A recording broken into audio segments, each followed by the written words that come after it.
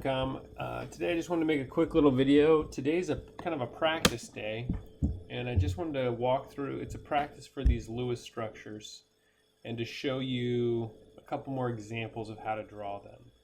Okay, if you have not yet, make sure you take the quiz from last week that was posted on Friday. Okay, your grade in this class will be coming from those quizzes. There's no due date on those quizzes, so you have as much time as you need, but make sure you're still staying diligent. This is a 4-day week. We will not have anything on Friday. We'll probably have another quiz on Thursday, okay, that you can take online. I just kind of wanted to walk through a couple of these, of different types of Lewis structures that you would see. We start here with this example one.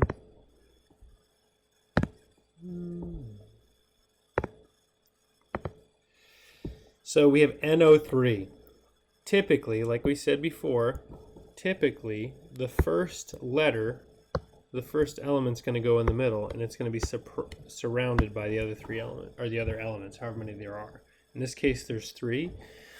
So we draw our skeleton. And then we're going to do our valence electrons. Nitrogen has 5, and each oxygen has 6.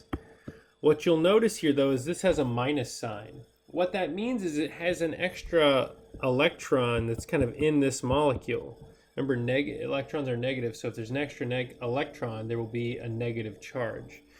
So in this case, we have 24 total electrons that we need to place, right?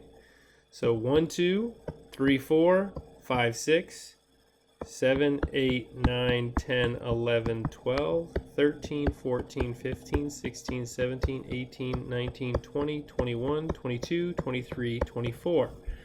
Now if you look, all oxygens right now are stable, but nitrogen is not, because there's 2 in this bond, 2 in this bond, and 2 in this bond. So nitrogen only has 6 electrons around it, and remember, everybody's trying to get to 8.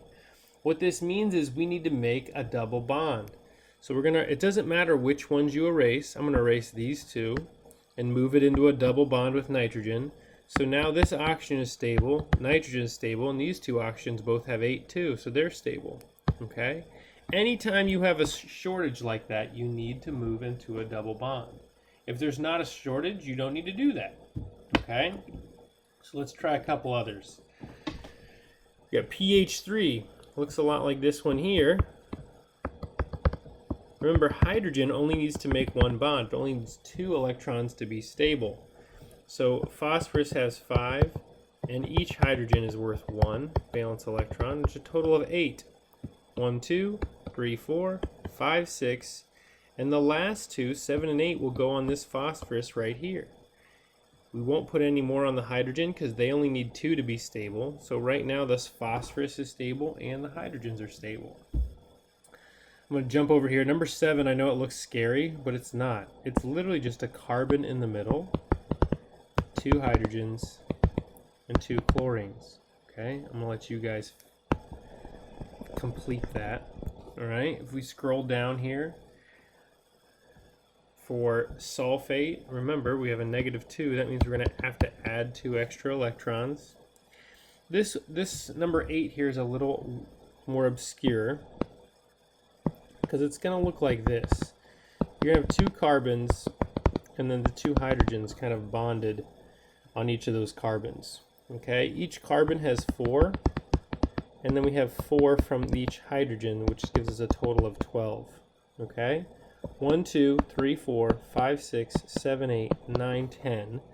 Okay? And then we could put them on the carbon here, 11 and 12. So we've placed 12 electrons. My hydrogens are stable. Remember, once they make 1 electron, they are done. Okay? So the question is this carbon over here isn't stable. And the only way to get it stable is to take these 2 electrons here and move them into a double bond. So this is a drawing that needs a double bond between the 2 carbons. Okay?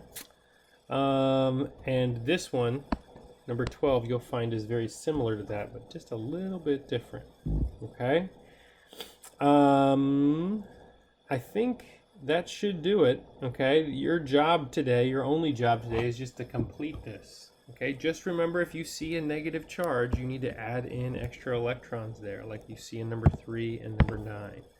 Okay, do your best to complete this. You can, it's probably easiest just to write it on your own paper. Okay, 1 through 12.